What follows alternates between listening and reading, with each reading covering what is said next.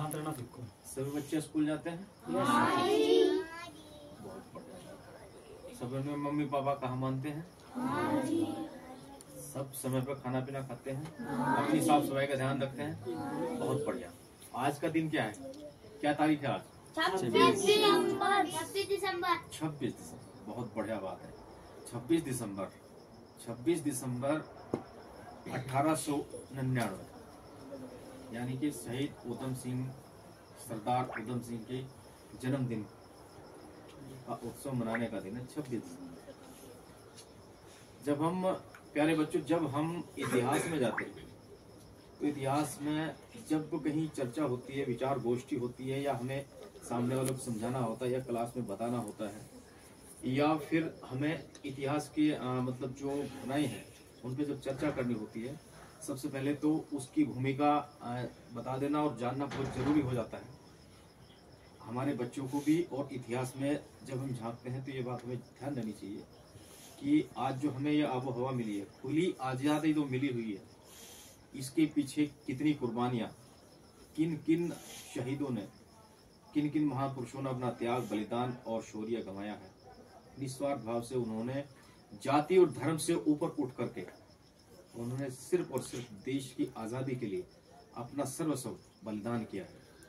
जिस समय एक महान स्वतंत्रता सेनानी, देशभक्त, शौरवीर, क्रांतिकारी या महापुरुष के बारे में चर्चा होती है तो वहां पे सिर्फ और सिर्फ उसे एक देशभक्ति का नाम देकर ही उसे पुकारा जाता है, उसे सम्मान दिया जाता है देशभक्त और स्वतंत्रता सेनानी के नाम से, ना कि जाति और मात्र। क्योंकि उन लोगों ने जब हमें यह आजादी दिलवाई, उनके दिमाग में कभी ये बात एक बार भी नहीं आई है कि हम जातियों में बटे हुए हैं। उन्होंने जाति और धर्म से ऊपर उठकर सिर्फ और सिर्फ देश को आजाद करवाने के लिए, देश की आजादी के लिए इस स्वतंत्रता संग्राम में अपना तन मन धन सब कुछ न्यौछावर किया। तब जाकर के हमें ये खुली आबो हवा मिली।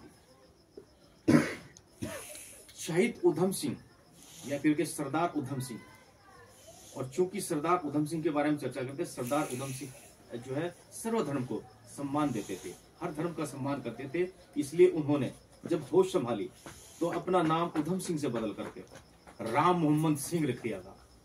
राम मोहम्मद सिंह, वो खुद को अपने आप से बोलते थे, राम मोहम्मद सिंह आजाद उनका नाम था। जबकि सरदार उधम सिंह थे, उन्होंने तीनों धर्मों का समावेश अपने नाम में अंकित कर लिया था, राम मोहम्मद सिंह आजाद। राम से हिंदू धर्म की ओर इशारा करते हैं, मोहम्मद से इस्लाम धर्म को सम्मान देते हैं, और सिंह कहने से सिख धर्म को सम्मान देते हैं। ऐसे उधम सिंह, शूरवीर उधम सिंह के बारे में हम चर्चा कर रहे हैं। और सरदार उधम सिंह क्यों चर्चित हुए थे, इन्होंने क्यों जनरल डायल को मारना पड़ा, क्यों जाकर के इन्होंने लंदन में जाकर के 21 साल बाद उस आदमी को गोलियों से छलनी करना पड़ा, क्या कारण था, इसके बारे में हमें जानना बहुत जरूरी हो जाता है। ये कहानी शुरू होती है 1919 से।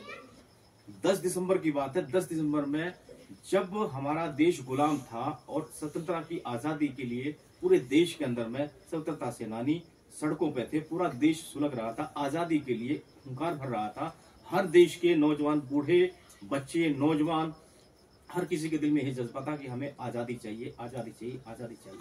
पंजाब प्रांत में जब अमृतसर की बात आती है, जहाँ पे जलियांवाला बाग है, स्वर्ण मंदिर आप सब जानते हैं, स्वर्ण मंदिर वहां पे है। स्वर्ण मंदिर से आधा किलोमीटर की दूरी से मुश्किल पे जलियांवाला बाग स्थित है, जहां पर ये उससे 3 दिन पहले की घटना है। जब जलियांवाला बाग की घटना घट रही थी, उससे 3 दिन पहले की बात है। उस समय सतपाल जी, उस समय के स्वतंत्रता सेनानी सतपाल जी और सैफुद्दीन किचलू जी, 2 स्वतंत्रता सेनानी जिन्होंने ब्रिटिश गवर्नमेंट ने अचानक बिना किसी कारण के गिरफ्तार कर लिया जाता है। और चूंकि वो स्वतंत्रता सेनानी है, देश के समाज में और क्रांतिकारियों में उनकी मतलब जो अग्रणी भागीदारी रहती है, और वो अपने आप में बहुत विशाल मतलब क्रांतिकारी योद्धा माने जाते हैं। उस समय में पूरे पंजाब में, लाहौर में, पाकिस्तान में, पूरे देश के अंदर में ये रोष फैल जाता है, लोग आक्रोशित हो जाते हैं। देश की आवाम बिल्कुल एकदम बौखला जाती है कि बिना किसी कारण के इन दोनों स्वतंत्रता सेनानियों को क्यों गिरफ्तार कर लिया गया है। और यही इसी रोष में लेकर के पंजाब प्रांत के जितने भी लोग थे, जलंधर जो डिप्टी कमिश्नर है, उनके घर का घेराव कर लेते हैं और आगजनी होती है। बहुत बड़ी मतलब जो है उसमें ये मान लीजिए कि एक इतनी बड़ी क्रांति हो जाती है कि उसमें ऐसा सुना जाता है, जो इतिहास बताता है कि 4-5 जो विदेशी नागरिक हैं उस भगदड़ में या उस गोलाबारी में या उस दंगे में उनकी मौत हो जाती है। जिस कारण फिर पूरे शहर में, पूरे प्रांत में, पूरे पंजाब प्रांत में, पूरे लाहौर जितना भी उस समय का ये पूरा भारत है उसमें कर्फ्यू लगा दिया था। कर्फ्यू लगाने के बाद में ब्रिटिश शासन अंग्रेजों के द्वारा मतलब अंधाधुंध गोलियां चलाई जाती है, जिसमें अकारण सैकड़ों लोगों को मारा जाता है। और कर्फ्यू लगने के बाद में, जब कर्फ्यू लग जाता, कर्फ्यू लगने के बाद में 3 दिन बाद में 13 अप्रैल 1919 की ये बात है, जब जलियांवाला बाग में उन्हें आजादी दिलवाने के लिए, उनका रोष प्रदर्शन करने के लिए, उन्हें वहां से स्वतंत्रता दिलाने के लिए हमारे नेताओं को क्यों गिरफ्तार किया। देश के बड़े बड़े क्षेत्रों से, हर क्षेत्र से, दूर दराज से कुछ नेता वहां पे आए, जो वहां पे उस प्रोग्राम में बैठ के अपनी पब्लिक को ये बताने वाले थे कि भाई हमारे नेताओं को, हमारे स्वतंत्रता सेनानियों को आजाद किया जाए, किस कारण उन्हें गिरफ्तार किया गया। और चूंकि 13 अप्रैल की बात है, 13 अप्रैल पे जब हम जाते हैं, 13 अप्रैल के इतिहास को आपको और जानना पड़ेगा। 13 अप्रैल से जो गिनती होती है, 13 अप्रैल जो पंजाब और हरियाणा प्रांत में एक बैसाखी पर्व माना जाता है। अब हमें 13 अप्रैल जब होते हैं, 13 अप्रैल के इतिहास को जानना पड़ेगा। 13 अप्रैल 1699 में सिखों के 10वें गुरु गोविंद साहब ने खालसा पंथ की नींव रखी थी। जब हमारा देश मुगलों के अधीन था, अंग्रेजों से पहले मुगलों के अधीन था, उस समय में सिखों के 10वें गुरु गोविंद सिंह ने खालसा पंथ की स्थापना की थी। और 13 अप्रैल 1699 लेकर के सिख धर्म में, क्या बात है, जिसे हंसी आ रही बाहर चला जाएगा। कौन सा है वो?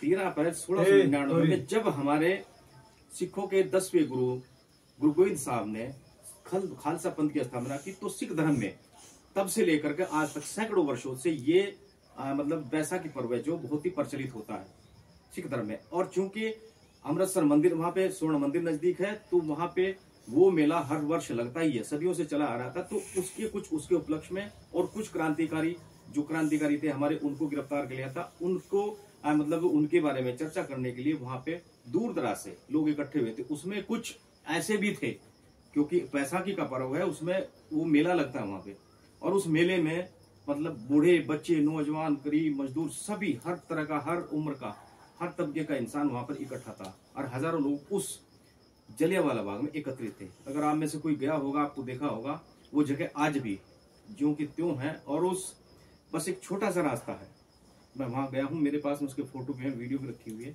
मैं वहां पे गया हूँ। अगर आप वहां पे जाएंगे तो जब वहां पे जाते हैं तो आपके अंदर मतलब एक क्रांतिकारी स्वल आपके अंदर से उबाल करता है। वो आज भी जमीन अपने आप में, आज भी वो जमीन आज भी लहूलुहान है, जस की तस। वहां पे गोलियों के निशान आज भी वैसे ही हैं। वहां पे दीवारों पे आज तक भी जो के तुरे निशान पड़े हुए हैं। वो चारों तरफ से घिराव है, घरों से, मकानों से घिरा हुआ। बीच में वो, उसके बीच में खेत है वो, जहाँ पे ये एक मतलब जो है वो प्रोग्राम रखा हुआ था, और उन नेताओं के द्वारा वहां पे खड़े होकर के अपनी पब्लिक को समझाया जा रहा था। जब जनरल डायर को इस बात का पता लगता है, चूंकि लोग इकट्ठे हो रहे थे, भारी संख्या में इकट्ठे हो रहे थे, कर्फ्यू के बाद भी लोग इकट्ठे हो रहे थे, जब इकट्ठे हो रहे तो इन्होंने लगा कि कहीं ऐसा ना हो कि 1857 में जो गदर हुआ था, फिर दोबारा से उसी तरह से दोबारा उसी तरह की कोई क्रांति, स्वतंत्रता दिवस या स्वतंत्र क्रांति शुरू ना हो जाए। उसे दबाने के लिए जनरल डायर ने 90 सिपाहियों की एक टोली बनाई। 90 सिपाहियों की टोली बना करके जलियांवाला बाग को चारों तरफ से घेर लिया। और चूंकि एक ही रास्ता था, इतना से एक रास्ता था जिस रास्ते से उसके अंदर जाया जाता था, उसके अंदर जाने के बाद में कोई बाहर निकलने का कोई भी रास्ता नहीं था, जहां से वहां बाहर जाकर के अपनी जान बचा सके। सिर्फ एक ही रास्ता था। उसी रास्ते पर बैठ करके अंग्रेज हुकूमत के उन ब्रिगेडियर जनरल डायर ने उस पूरी चौकी उसको घेर लिया, जलियांवाला बाग को। और घेरने के बाद में, पूरी चारों तरफ से घेरने के बाद में, उन सिपाहियों के द्वारा, अंग्रेज हुकूमत के द्वारा अंधाधुंध गोलियां, हजारों गोलियां उन बेकसूर नौजवान, बूढ़े, बच्चे, नौजवान पर चलाई गई।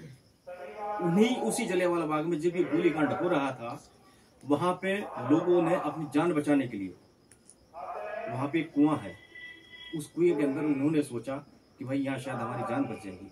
मेरे ख्याल में सैकड़ों लोग उस कुएं में अपनी जान बचाने के चक्कर में, सैकड़ों लोग जमींदोज हो गए अपने आप में। इतने विध्वंसकारी, इतनी हृदय विदारक घटना है कि रोंगटे खड़े हो जाते जब उसके बारे में चर्चा होती। जब आप वहां जाएंगे आप देखेंगे, ये अपने आप में इतना बड़ा इतिहास है, इतना जघन्य अपराध है, पूरी दुनिया में इसकी अवहेलना हुई थी। ब्रिटिश हुकूमत का ये मान लो कि अंत शुरू हुआ था वहां पे। तो ये जब हुआ सारा का सारा, तो उसी भीड़ में, उस नरसंहार के बीच में सरदार उधम सिंह या फिर राम मोहम्मद इकबाल आजाद सिंह भी उस भीड़ में शामिल थे, और वो उस भीड़ में गोली के शिकार हुए, जख्मी हुए थे। सरदार उधम सिंह ने उस दिन निर्णय लिया था निश्चय किया था, दृढ़ संकल्प किया था, प्रतिज्ञा की थी। मिट्टी उठाई, जलियांवाला बाग की मिट्टी उठा करके एक पोटली में बांधी और उसको अपने गले से लगाया और उन्होंने प्रतिज्ञा ली थी उस दिन कि इतना तक जनरल डायर को उसके किए की सजा ना दे दूं, उसे मौत के घाट नहीं उतार दूं, इतना तक अपने देशवासियों को शक्ल नहीं दिखाऊंगा, इतना तक मैं मरूंगा नहीं और चैन से बैठूंगा नहीं। 21 साल बाद लंदन के अंदर जाकर के 21 साल बाद जाकर के उधम सिंह ने जनरल डायर को उसी के घर में जाकर के गोली से छलनी कर दिया था और जितने भी देश के नौजवान, बूढ़े, बच्चे, बेकसूर लोगों को मारा गया था 1919 जलियांवाला बाग के तहत, उन सबका बदला लिया था।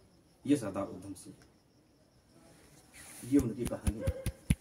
जब हम हमारे इतिहास के बारे में तो हमें इस बात का पता होना चाहिए कि हमें जो खुली आबो हवा मिलती, मैं हमेशा आप लोगों की बात बोलता हूँ कि इतिहास को जानिए। शिक्षा आप पढ़ लिख लिए कोई बड़ी बात नहीं है, पढ़ लिख के नौकरी पाली कोई बड़ी बात नहीं, पढ़ लिख के आप इंजीनियर बन गए, अंग्रेज बन गए, कोई बड़ी बात नहीं है। पढ़ लिखने के बाद में अगर आपको अपने इतिहास के बारे में नहीं पता ना, तो जैसे हमेशा तिरस्कार हुआ है लोगों के बीच में सबका, वैसे ही हमेशा होता रहेगा। पढ़ने के साथ में आपको वो नॉलेज, वो जानकारी हमेशा होनी चाहिए कि आपके बड़े बुजुर्गों ने, आपकी कौम के लोगों ने, हमारे देश के शहीदों ने, स्वतंत्रता सेनानियों ने, महान पुरुषों ने इस देश को आजादी दिलवाने के लिए कितनी कितनी कुर्बानियां दी, ये आप सबको पता होना चाहिए। ये 26 दिसंबर का दिन है। इस दिन इस महान सपूत ने जन्म लिया था और उन्हीं के बीच में सरदार भगत सिंह हुए, चंद्रशेखर आजाद हुए, न जाने कितने, चंद्रशेखर आजाद हुए, वीर अब्दुल हमीद हुए, नेता सुभाष चंद्र बोस हुए, पंडित नेहरू हुए, गांधी जी हुए, बाबा साहब अम्बेडकर हुए, कितने अनगिनत लोग हैं जिन्होंने अपने अपने तरीके से इस देश को आजाद कराने के लिए लड़ाइयां की। हमें इस बात का पता होना चाहिए कि ये आजादी हमें कितनी मुश्किल से मिली और जब हम इन्हें आपको बताएंगे, आप आने वाली पीढ़ी को बताएंगे, और इस बात का पता कहां से लगेगा। ये मोबाइल जो आप लोग सारे के सारे स्मार्टफोन रखते हैं, मुझे पता जितने बच्चे बैठे हुए हैं, जो बालिक हैं, जो पढ़ते हैं बड़ी क्लासों में, सबके पास मोबाइल फोन है। अगर मोबाइल फोन से व्हाट्सएप पे जाकर के, यूट्यूब चैनल पे जाकर के वीडियो देखते हो, व्हाट्सएप पे देखते हो, रील्स बनाते हो, तो ये फर्ज भी हमारा बनता है कि इस टेक्नोलॉजी का हम सदुपयोग भी करें। इसमें वो जानकारी दी हुई है कि हमारा देश आजाद कैसा हुआ, मैथ के सबसे बड़े उसका सोल्यूशन कैसे होता है, अच्छी अच्छी भाषा में पकड़ करने के लिए उसकी ट्यूशन के बारे में जानकारी होती है। हमें अपने देश को आजाद कराने के लिए किन कौन लोगों ने बलिदान दिया उसके बारे में जानकारी होती है। हमारे देश में, समाज में, संस्कृति में, समाचार के माध्यम से, अखबार के माध्यम से सारी चीजें इसमें मिलती हैं। बस ध्यान रखना पड़ता है, तो हमें रखना पड़ेगा। अगर हमें इस बारे में कोई नहीं बताएगा, कि हमें खुद से ही सीखना पड़ता है। आप अपने आने वाली पीढ़ियों को बताएंगे तब इनको पता लगेगा, वरना फिर ऐसे ही ये जो नौजवान बच्चे बैठे हुए ना, ये जो कल का भविष्य है, ये बैठे रहेंगे। अगर आप इनमें से इनको नहीं बताएंगे तो इनको किसी को इस बारे में जानकारी प्राप्त नहीं होगी कि सरदार भगत सिंह कौन थे, उधम सिंह कौन थे, चंद्रशेखर आजाद कौन थे, वीर सुभाष चंद्र बोस कौन थे, गांधी जी कौन थे। इन बारे में कोई पता नहीं लगता। इसलिए इस बात की हमें पता होना चाहिए, चर्चा होनी चाहिए, वरना वो दिन दूर नहीं है। आजादी मिली है तो गुलामी भी मिलेगी, और गुलाम होंगे तो फिर वही परिस्थितियां फिर दोबारा शुरू हो जाएगी, कोई बचाने नहीं आएगा। इसलिए उन चीजों के बारे में प्रॉपर ध्यान रखिए। पढ़ाई के साथ साथ उस नॉलेज का होना बहुत जरूरी है, ताकि बीच में कहाँ जहां भी आपको मौके मिले, आप किसी से एक आदमी आपका हाथ देख करके बताएगा, उसकी नॉलेज कुछ नहीं है, एक आदमी हाथ देख कर आपको मूर्ख बना देगा, ओहो आपकी ग्रह दशा खराब हो। भाई 16 सोमवार व्रत रहना पड़ेगा। भाई जो आपकी जो नक्षत्र बिगड़े हुए, ऐसा करो भाई, कल सुबह निकले काले कुत्ते को खीर खिलाना। भाई कोई मांगने वाला काली दाल, उसको मतलब पीली चादर, ये वगैरह वगैरह दे देना, कोई बड़ी बात नहीं है। क्यों? क्योंकि आपको उसकी जानकारी है ही नहीं कि हाथ की रेखाओं में कुछ लिखा भी नहीं। अरे भाई हाथ की रेखाओं में अगर लिखा होता तो मेरे ख्याल में ये जो लोग इंजीनियर बन रहे हैं, जो साइंटिस्ट बन रहे हैं पढ़ लिखा, तो मेरे ख्याल में वो भाग्य के भरोसे बैठ करके, इन्हें पढ़ने लिखने किसी को जरूरत नहीं थी। बस वो हाथ की लकीरों में, भाई मेरे लकीर में राजा बनना लिखा है, और चुपचाप बैठे रहते घर में, ना पढ़ते, ना रोजगार करते, ना कोई मतलब हल करते किसी सवाल को, तो आराम से बैठे रहते। जेम्स बॉन्ड अगर घर में बैठा रहता तो मेरे ख्याल में आप और हम ट्रेन में ना बैठते। समझ रहे ना बात? अगर एडिसन अगर ना इसका बिजली के बिल का आविष्कार करता तो मेरे ख्याल में अंधेरे में लगते, है नहीं? तो ये सारी चीजें अगर उन्होंने पढ़ा लिखाई की है तभी आगे बढ़े हैं, इसलिए वो चीज बहुत जरूरी हो जाती है जानने के लिए। आप सब आए, बैठे, आप लोगों ने सुना, इसके लिए आप सबका बहुत बहुत धन्यवाद।